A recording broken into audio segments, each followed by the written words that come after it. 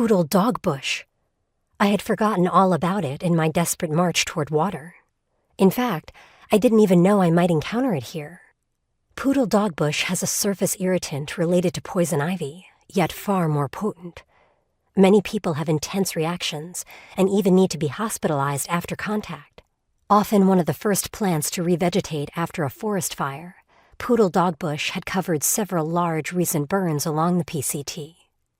Its potential for aggressive reactions made it something of a boogeyman for aspiring thru-hikers, spawning dozens of online discussions. It scared me so much I'd marked the locations on my maps, but I didn't recall anyone mentioning it in Mission Creek. In a daze, I found a stick and pushed the branches aside. I climbed up loose sand and skirted the bush without touching its potentially dangerous leaves. Once past, I saw that the majority of the plants grew only on the slopes above and below the trail, thankfully. Not long after, I entered a beautiful stretch of canyon lined with cottonwood trees. I'd seen their crowns from a distance and had been striving toward them. Cottonwoods always mean water. This had to be the next source. I left the trail and walked straight up the sandy creek bed. A slick watermark staining the sand made my heart leap with joy. I followed it to a slight overhang along the bank, expecting to find a clear, cold pool. Instead, I found a small puddle of water with an enormous pile of horse shit in it. Devastated, I returned to the PCT and shuffled onward. I was so angry. How could the only bit of water for miles be completely contaminated by a horse? I consoled myself by thinking that even if I had wanted to scoop from it, it was too shallow. As I climbed away from the trees and into the sun again, the headache I'd had for hours grew worse until I couldn't think at all. I could no longer fight the urge to sit.